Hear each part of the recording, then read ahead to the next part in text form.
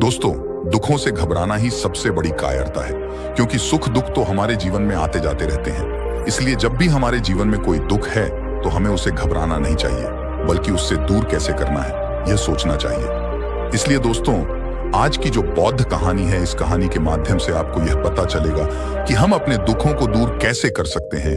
इसलिए वीडियो को एंड तक जरूर देखिएगा। और दोस्तों, वीडियो शुरू करने से पहले आप कमेंट बॉक्स में नमो बुद्धाय जरूर लिख दें। और यदि आपने अभी तक हमारे लीजिए ताकि आने वाली वीडियो सबसे पहले आपको मिल पाए। तो चलिए वीडियो शुरू करते हैं। एक बार एक बहुत ही दुखी व्यक्ति एक महात्मा के पास आकर कहता है, मैं अपने जीवन से बहुत दुखी हूँ। मैं अपनी बीवी बच्चों और अपने परिवार को भी खुश नहीं रख सकता। मैं अपने लिए भी कुछ नहीं कर पा रहा। कभी कभी तो मुझे अपनी जिंदगी को खत्म कर देने के भी ख्याल आते हैं। आप इतनी साधनाएं करते हैं, इतनी तपस्या करते हैं, क्या आप मुझे कोई ऐसा मार्ग बता सकते हैं जिससे मैं अपने बुरे वक्त से बाहर आ सकूं? मेरा बहुत बुरा समय चल रहा है। 2 वक्त की रोटी का इंतजाम करना भी मेरे लिए बहुत मुश्किल हो गया है।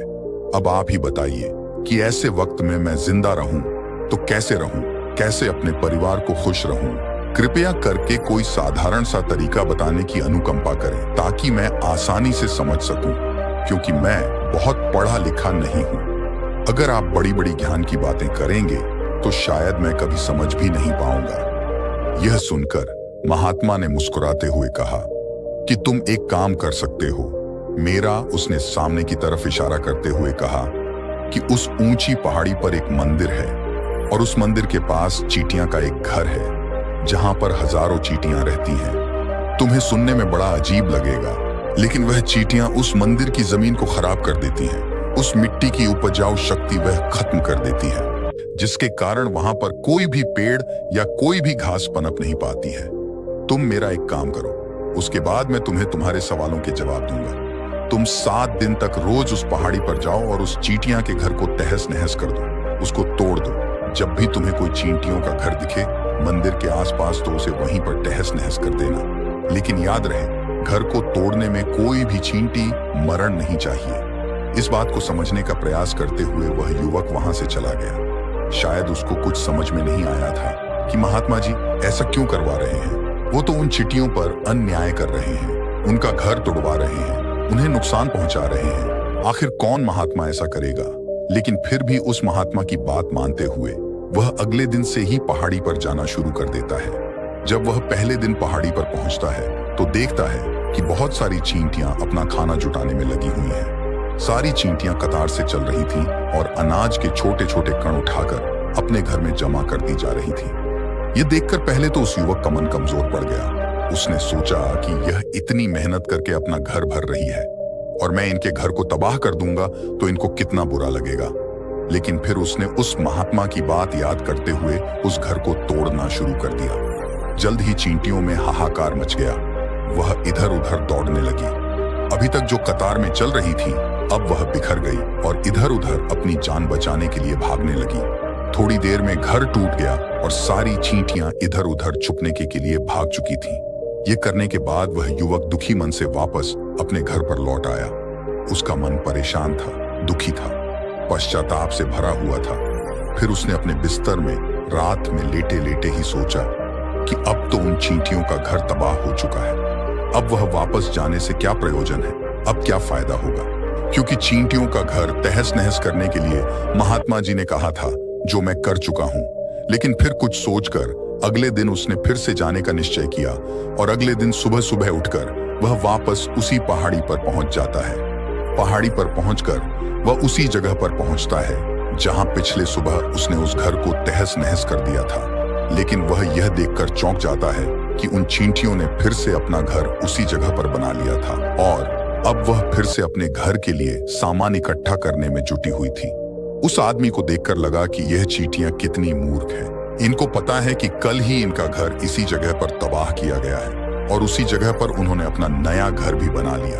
और यह सोचकर वह आदमी हंसने को हुआ। लेकिन फिर से महात्मा की बात याद करते हुए उसने उन चींटियों का घर फिर से तबाह करना शुरू कर दिया। फिर से उन चींटियों में हलचल मच गई और थोड़ी देर में वह चींटियां इधर उधर अपनी जान बचाने के लिए भागने लगी।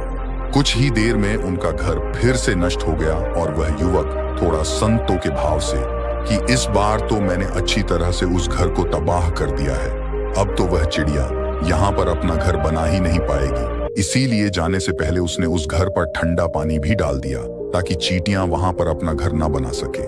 और इस तरह अपना कर्म पूरा करके वह युवक फिर से अपने घर लौट आया। आज रात में सोते वक्त फिर से वह इंसान यही सोच रहा था कि क्या महात्मा यह सही काम करवा रहे हैं? क्या किसी का घर तबाह करना किसी सिद्ध पुरुष को शोभा देता है? क्या हो अगर वह महात्मा सिद्ध पुरुष हो ही ना, क्या होगा अगर वह मुझे बेवकूफ बना रहे हो? लेकिन फिर उसने निश्चय किया कि मैं अपने काम को पहले पूरा कर लेता हूँ, उसके बाद ही पता चलेगा कि महात्मा मुझसे ऐसा क्यों करवा रहे थे। और यही सोचकर वह रात में सो जाता है। अगले दिन सुबह उठकर वह फिर से उसी पहाड़ी की ओर निकल जाता है। पहाड़ी से उसी पहाड़ी की ओर निकल जाता है। पहाड़ी पर पहुंचकर वह उसी जगह पर पहुंचता है जहां पर उसने उनके घर को तबाह कर दिया था। और वह यह देखकर खुश हो जाता है कि वहां पर कोई भी घर नहीं था। सारी चींटियां वहां से भाग चुकी थी। अब उसने सोचा कि अब मेरा रोज रोज आने का क्या प्रयोजन, क्योंकि चींटियां तो अपना घर बदल चुकी हैं और महात्मा जी ने मुझे 7वें दिन आने के लिए कहा था, लेकिन आज तो तीसरा ही दिन है। अब बाकी 4 दिन वापस आने का क्या प्रयोजन? और यही सोचकर उसने निश्चय किया कि यहां से वह सीधा उसी महात्मा के पास जाएगा और उनको यह सारी खबर बता देगा। जब वह वापस मुड़कर उस पहाड़ी से उस महात्मा की कुटिया की तरफ जाने लगा तो उसने देखा तो अचानक उसकी नजर एक और घरदे पर पड़ी जो कि चींटियों का ही बनाया हुआ था। मतलब कि वह घरौंदा चींटियों ने ही बनाया था और अब वह चींटियां नए घर में वास कर चुकी थीं। यह नया घर उनके पुराने घर से थोड़ी ही दूरी पर था। और जब उसी युवक की नजर उस घरौंदे पर पड़ी तो उसने सोचा कि शायद महात्मा को पता था कि यह चींटियां अपना घर यहां से बदलकर किसी दूसरी जगह पर बना लेगी, इसीलिए उन्होंने मुझे 7वें दिन आने के लिए कहा था। और यह विचार करके वह उसका नया घर भी तोड़ने के लिए पहुंच जाता है। जब वह वहां पहुंचा तो चींटियां उसी तरह अपने कार्य में लगी हुई थीं। वह अपने लिए खाना इकट्ठा कर रही थी और अपने घर में जमा करती जा रही थी। जो पुराना घर टूटा था वहां भी अनाज के कारण बचे हुए थे और चींटियां वहां से भी अनाज इकट्ठा कर करके वापस अपने नए घर में ला रही थी। अब यहाँ पर फिर से युवक का मन थोड़ा कमजोर पड़ गया, क्योंकि वह खुद भी कमजोर था, खुद भी वक्त का मारा हुआ था। इसीलिए उसके मन में उन चींटियों के प्रति दया का भाव उमड़ रहा था। उनके ऊपर उसे दया आ रही थी। वह चाहता था कि उनकी मदद करे, लेकिन वह उल्टा उनको नुकसान पहुंचा रहा था। लेकिन उस महा की बात को याद करते हुए उसने फिर से उस घर को तोड़ने का निश्चय किया और उसने इस बार बड़ी ही सावधानी के साथ बिना किसी चींटी को कोई नुकसान पहुंचाए वह घर तबाह करना शुरू कर दिया। वक्त थोड़ा ज्यादा लगा, क्योंकि किसी भी चींटी को नुकसान ना पहुंचाने की शर्त महात्मा ने पहले ही रखी थी। इसीलिए उसको बड़ी सावधानी के साथ उन घरों को तबाह करना था। लेकिन आखिरकार उसने उस घर को भी तबाह कर दिया और उस घर को तबाह करने के बाद वह बड़े ही दुखी मन से, इस बार वह पहले से भी ज्यादा दुखी था, क्योंकि उसने उनका नया घर भी तोड़ दिया था। वह उन चींटियों को बसने ही नहीं दे रहा था और वह अब अपने आप को शैतान या दानव समझने लगा था। लेकिन फिर भी उस महात्मा की बात को मानते हुए वह अपने घर पर दुखी मन से वापस आ गया। रात में सोने से पहले एक बार उसने फिर से सोचा कि मैं कितना बड़ा शैतान हूं, कितना बड़ा दानव हूं। पुराना घर तो छोड़ो, मैं उन चींटियों को कहीं भी बसने के लिए कोई जगह ही नहीं दे रहा हूं। वो चींटियां मेरे बारे में क्या सोचती होंगी, वो कितना दुख गाती होंगी उस परमात्मा को जो मेरे द्वारा यह काम करवा रहा है। लेकिन फिर भी उसने अगले दिन जाने का निश्चय किया और अगले दिन सुबह सुबह वह फिर से वहां पर पहुंच गया। वह यह देखकर फिर से आश्चर्यचकित रह जाता है कि इस बार चींटियों ने एक और नई जगह पर अपना घर बना लिया था, तो पहले से भी ज्यादा ऊर्जा के साथ काम कर रही थी और उन्होंने एक रात में पहले से भी बड़ा घर बना लिया था और अब वह फिर से अपना अनाज और खाना इकट्ठा करने में जुटी हुई थी। यह देखकर उस आदमी को लगा कि यह चींटियां किस मिट्टी की बनी हुई हैं। मैं इनको बार बार यहाँ से भगाने की कोशिश कर रहा हूँ और यह वहीं पर अपना घर बना लेती है। क्या इनको पता नहीं है कि मैं इन्हें यहाँ पर कभी भी बसने नहीं दूंगा? ये चींटी है, दिखने में इतनी छोटी है, लेकिन फिर भी यह मुझसे हार नहीं मान रही है। बड़ी ताज्जुब की बात है। और बार उसने गुस्से में उस घर को तहस नहस करना शुरू कर दिया। लेकिन इस बार तहस नहस करते हुए कुछ चींटियां वहीं पर मर गईं। उसके पैरों तले कुचल दी गई। कुचलने के बाद जब वह अपने अहंकार से बाहर आया तो उसने देखा कि गुस्से में उसने उन चींटियों को कितनी क्षति पहुंचा दी है। उसका मन पश्चाताप से भर गया और वह रोता हुआ अपने घर की तरफ बढ़ गया। रात में सोते वक्त उसने सोचा कि मैं उन चींटियों पर बहुत ज्यादा अत्याचार कर रहा हूं। अब इससे ज्यादा अत्याचार मैं नहीं कर पाऊंगा। और यही सोचकर वह अगले दिन उन चींटियों के लिए अपने घर से थोड़ा आटा लेकर उसी पहाड़ी पर पहुंच जाता है। आज उसके मन में उन चींटियों के प्रति श्रद्धा का भाव था, दया का भाव था। आज वह उनकी मदद करना चाहता था। और जब वह वहां पर पहुंचा तो चींटियां फिर से अपने नए घर को बनाने में जुटी हुई थी। उसने बड़ी ही करुणा के साथ उन चींटियों को अपना लाया हुआ आटा खिलाया और अगले 3 दिनों तक वह ऐसा ही कर रहा। वह रोज सुबह जाता और उन चींटियों को अपने हाथों से आटा खिलाता। 7 दिन के बाद वह युवक उस महात्मा के पास पहुंचकर हाथ जोड़कर बोलता है कि हे महात्मा जी, मुझे माफ कर देना। मैंने उन चींटियों का घर तबाह करने के लिए बहुत कोशिश की। मैंने उनका घर तबाह किया भी एक बार नहीं, 4 बार मैंने उनका घर तोड़ा। उसके बाद मैं हिम्मत नहीं कर पाया, उनके घर को नहीं तोड़ पाया। मैं समझ सकता हूं कि मैंने आपका काम पूरा नहीं किया और इसके बदले आप मुझे वह तरीके भी नहीं बताएंगे जो कि मुझे मेरे बुरे समय से बाहर निकाल सकते हैं। लेकिन मुझे इसका कोई खेद नहीं है। मुझे लगता है कि मैंने जो किया वह सही किया, इसीलिए मैं आपसे आज्ञा लेकर वापस जा रहा हूँ। कृपया मुझे वापस अपने घर जाने की आज्ञा दीजिए। यह सुनकर महात्मा ने मुस्कुराते हुए कहा कि अरे बेटा, कहाँ चल दिए? रुको तो सही, जलपान तो कर लो, थोड़ी देर ठहर जाओ, उसके बाद चले जाना। और यह कहकर वह महात्मा उस युवक के लिए पानी लेकर आते हैं। पानी पिलाने के बाद महात्मा उस युवक से पूछते हैं कि तुम मुझे यह बताओ कि आखिर तुम उन चींटियों का घर तबाह क्यों नहीं कर सके? वह चींटियां तो छोटी छोटी है और तुम इतने विशाल काय हो, फिर भी तुम उन छोटी छोटी चींटियों का घर तबाह नहीं कर पाए। कहां है तुम्हारी शक्ति, तुम्हारा बाहुबल? इसका जवाब देते हुए उस युवक ने कहा कि हे महात्मा, मैंने उन चींटियों का घर तबाह कर दिया था, बार बार किया था। एक बार तो अपने गुस्से में उन चींटियों को भी मैंने हानि पहुंचा दी थी।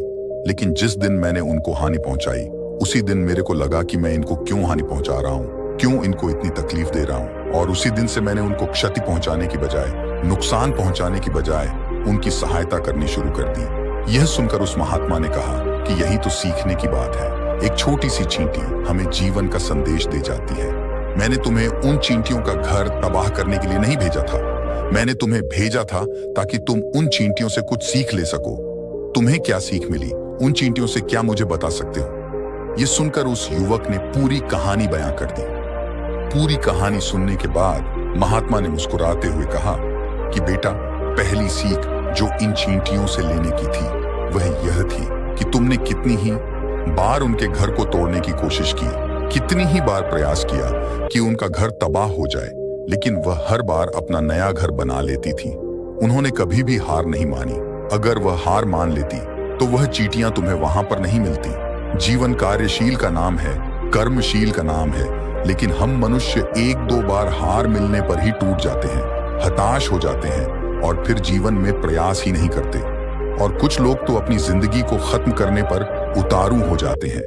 लेकिन जानवरों में तुमने एक बात देखी होगी कि वह अपना जीवन खुद से, स्वयं से कभी खत्म कर ही नहीं सकते। तुमने कभी नहीं सुना होगा कि किसी जानवर ने आत्महत्या कर ली, चाहे वह जानवर कितना ही भूखा क्यों ना हो, कितना ही दुखी क्यों ना हो, लेकिन वह अपने जीवन के लिए हमेशा संघर्ष करता रहता है। लेकिन वहीं पर दूसरी तरफ हम मनुष्य 1-2 बार हताश होने पर ही अपना जीवन खत्म कर लेते हैं। जीवन तो कर्मशील होता है। कर्म करने का नाम है जीवन और मृत्यु। आखिरी विश्राम है, परम विश्राम है। इसीलिए मृत्यु से पहले कर्म करना कभी मत छोड़ना, क्योंकि मृत्यु के बाद तो तुम परम विश्राम में चले ही जाओगे। तो उससे पहले कर्म करना क्यों छोड़ रहे हो, क्यों हताश हो रहे हो? अगर तुम्हारा एक घर टूट गया है तो दूसरा घर बनाने का प्रयास करो, कोशिश करो। और कोशिश करने वालों की कभी हार नहीं होती। ये तुम उन चींटियों से देख चुके हो। देखने में तुमसे कितनी छोटी है वह चींटियां और तुम इतने बड़े हो, लेकिन उनका मन तुम्हारे मन से इतना बड़ा है, इतना विशाल है, इतना दृढ़ संकल्प ही है कि इतनी बार घर टूटने पर भी उन चींटियों ने कभी हार नहीं मानी। दूसरी सीखी यहाँ से लेने की थी वह यह थी कि जब भी हमारे ऊपर बुरा समय आता है, हमें लगता है कि यह समय कभी नहीं जाएगा, यह समय मेरे जीवन को बर्बाद कर देगा, मुझे कभी नहीं जीने देगा। और अपने इन्हीं ख्यालों से, अपने इन्हीं विचारों से, जिनका असली में कोई भी अस्तित्व नहीं है, वह सिर्फ विचार है, और वही विचार हमारे मन को दुखी कर देते हैं और इसीलिए हम प्रयास करना भी छोड़ देते हैं। लेकिन तुम खुद सोचा कि बार बार प्रकृति हमें क्षति पहुंचाएगी, नुकसान पहुंचाएगी, लेकिन कब तक पहुंचाएगी? अगर हम बार बार फिर से उठ के फिर से नया प्रयास करते रहेंगे तो प्रकृति भी हमारे सामने घुटने टेक देगी, और वह भी एक दिन हमारे ऊपर दयावान हो जाएगी, कृपालु हो जाएगी, और वह हमें सब कुछ देने लगेगी जिसकी हमने कभी कामना की थी। तुमने खुद देखा कि तुम उन चींटियों को तबाह करने के लिए पहुंचे थे, लेकिन बाद में तुम ही उन चिड़ियों को अनाज और आटा देने लगे। तुम ही उन पर कृपालु हो गए। क्यों हुए? क्योंकि तुमने देखा कि वह चींटियां हार ही नहीं मान रही हैं। इसी तरह अगर तुम भी अपने जीवन में कभी हार नहीं मानोगे तो एक ना एक दिन यह प्रकृति तुम्हें वह सब कुछ देगी जो तुम अपने जीवन में पाना चाहते थे। इसीलिए 2 सीख याद रखना, कर्मशील होता कार्य करते जाना, और दूसरा कि एक ना एक दिन प्रकृति